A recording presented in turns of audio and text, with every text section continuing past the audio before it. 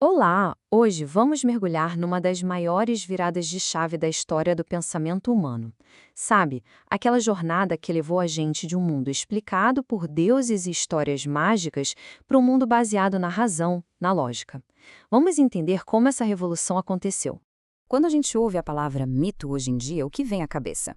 Provavelmente algo como o que a gente vê aqui: mitos sobre super-heróis ou aquelas matérias desmentindo fake news.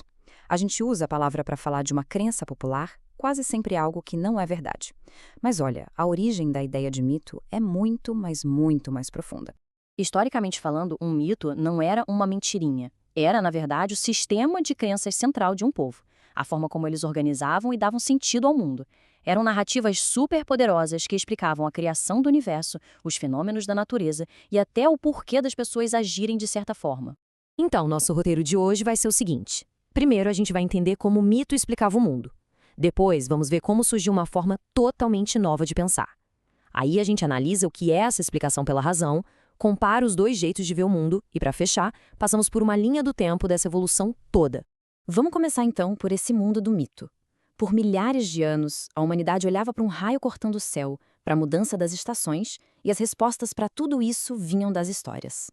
A base do pensamento mítico, a sua essência, se apoiava em alguns pilares bem importantes que, juntos, formavam um jeito completo de entender a realidade. Vamos dar uma olhada em quais são? As narrativas míticas tinham traços bem marcantes. Primeiro, a causa de tudo era sempre a ação de seres fantásticos, de deuses com poderes mágicos. Outra coisa, não existia um autor da história. Elas eram construídas por todo mundo, passadas de geração em geração. E por causa disso, não tinham aquela obrigação de ser 100% lógicos e podiam sim ter várias versões diferentes. É aqui que o jogo começa a virar. O que será que acontece quando as pessoas começam a se perguntar se as histórias sobre os deuses são mesmo a única resposta para os grandes mistérios da vida? E essa pergunta nos leva direto para a Grécia Antiga. Ali foi o berço de uma revolução absurda no pensamento, o nascimento da filosofia. Mas olha, a filosofia não surgiu assim do nada. Ela foi fruto de um momento histórico bem específico.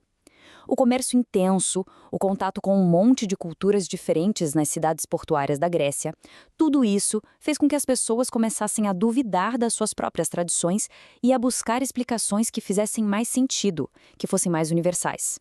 E qual foi a nova ferramenta que eles criaram para essa busca? A razão. Vamos entender direitinho como uma explicação racional se estrutura. Agora, em contraste total com o pensamento mítico, surge uma nova abordagem. Se antes a explicação vinha da magia, agora ela viria da razão, da lógica e da observação do mundo real, da natureza. Então, o ponto central aqui é sacar as características de um argumento filosófico. Ele vai buscar as explicações na própria natureza, não em deuses. É o resultado do esforço de uma pessoa que pensa e argumenta. E tem que ter coerência lógica, sem contradições. E, por fim, a ideia é buscar uma verdade que valha para todo mundo, uma explicação universal. Colocando um do lado do outro, a diferença fica gritante, né? De um lado, o mito, que se baseia na magia e na tradição coletiva. Do outro, a filosofia, com sua base na natureza e na razão de cada um. É literalmente a passagem de uma verdade que é revelada para uma verdade que é construída pelo pensamento. E claro, essa nova forma de pensar não ficou parada no tempo. Ela foi amadurecendo, evoluindo ao longo de séculos. Vamos ver um resumo de como isso aconteceu? Essa jornada da filosofia grega é uma verdadeira saga.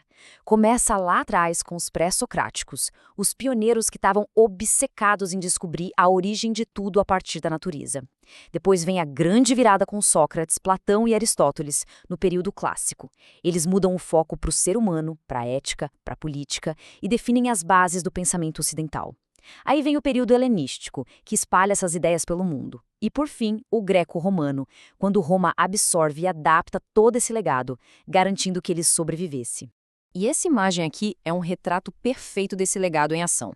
A gente vê Platão na sua academia, que foi basicamente a primeira grande universidade do Ocidente. É um símbolo muito forte de como a busca pelo conhecimento deixou de ser algo isolado e virou uma instituição, criando as bases da nossa ciência e educação. O que aconteceu ali dentro ecoa até hoje. Essa frase resume a ópera, né? A grande ruptura foi exatamente essa: deixar de lado as histórias sobre os caprichos dos deuses e começar a construir argumentos lógicos sobre as forças da própria natureza. E tudo isso nos deixa com uma pergunta para pensar. Hoje, num mundo lotado de informação, de narrativas poderosas nas redes sociais e de dados complexos, como a gente equilibra a atração por uma boa história com a necessidade de um argumento racional? Essa tensão antiga entre mito e razão parece mais atual do que nunca.